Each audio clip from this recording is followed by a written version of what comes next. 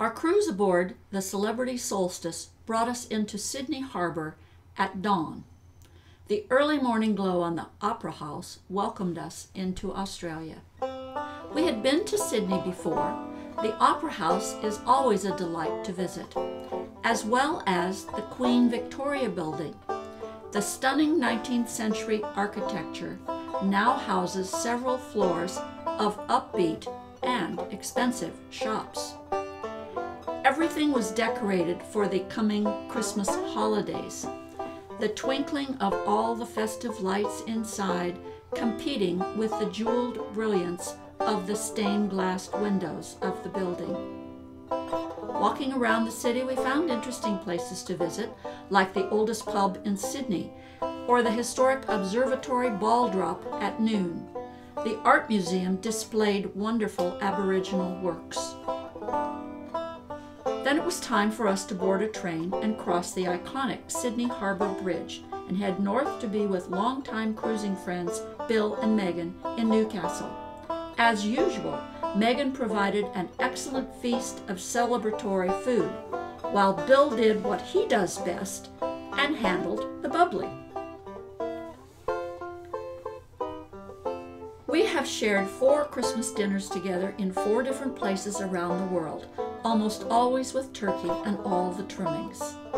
The beautiful holiday table, all our delicious food, and sharing Bill and Megan's company provided another memorable Christmas together. That weekend, we went out for a sail with friends of Bill and Megan's. Lake Macquarie is a sort of inland sea. It has lovely residential areas surrounding the lake and provides close-to-home yachting activities there. It was great to be out on the water and sailing again, even if the cool gray weather herded us inside for the picnic lunch. All too soon, it was time to head back to the mooring. Traveling further north, we reached the tropical Gold Coast area of Queensland and had a terrific visit with our very good friend Peter, and we met his lady friend Di. We went on an inland journey to the Tamborine Mountains, where we were introduced to the brightly colored Australian parakeet. Soon we were on the road again, this time to Cotton Tree near Mooloolaba for a reunion at Pammy's place. It was a lovely spring evening with Pammy, Pat, our buddies Nick and Jan.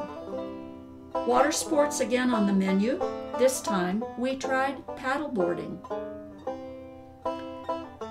Nick and Jan drove us up to Mullaney and into the Rainforest Park, which thankfully had no rain for our walk in this very dense forest. We were lucky to spy a very shy, small kangaroo. It's called a pademelon. Incredible vines caressed the big trees. Fungi thrived in the damp and decay. There was a mud crab to play with, and a bush turkey out for a stroll. We spent a few days up at Pat's farm, chilling out and tending to a visiting dog. It was very relaxing for us, and we were able to catch up on some email and onward travel plans. We took a 4-day jaunt into the countryside, stopping at interesting spots like Cook's Landing near the town appropriately named 1770. The best part of the excursion was our visit to Kanyagard National Park. From our cabin, there were trails leading to various sites, like the giant footprint. We quietly approached a meadow to watch a couple of kangaroos that were grazing there.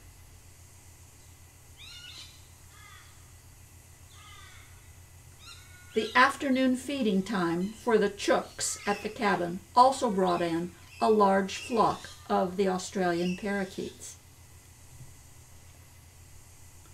We were out in the early morning to beat the heat on a trail that took us right into the heart of the Rocky Gorge area. Caves of multicolored rock had perilous-looking overhangs. It was wonderful to see the giant tree ferns alongside the trail and mushrooms growing on fallen logs. There was a shy rock skink that checked us out, and amazingly, a discovery of 2 barking owls on an overhead branch. The shady side of this wandering creek led us past more rock formations and a glistening spider web. Be careful now, spiders in Australia can be deadly poisonous, so best look sharply before taking a rest in the vine swing.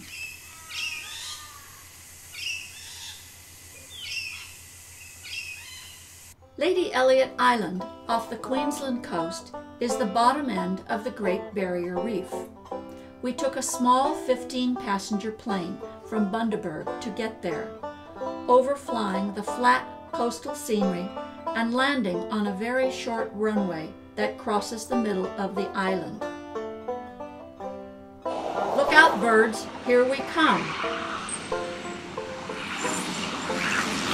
Because this was the season when the whole island turns into a bird rookery, hosting thousands of seabirds like these white-capped knotty terns, which competed for space with all the bridled terns and their babies.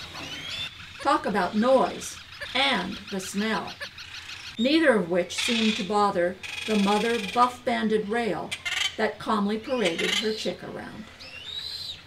The island's eco resort had practical cabins for overnight stays.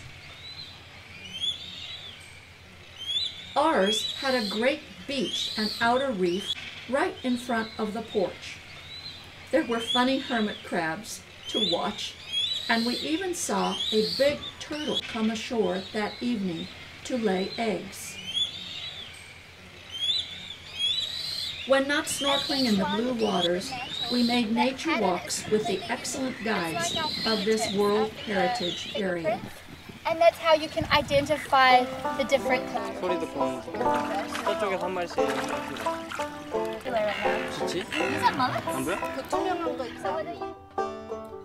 We flew back to Bundaberg, having a bumpy ride caused by a big line squall that thankfully the plane was able to avoid.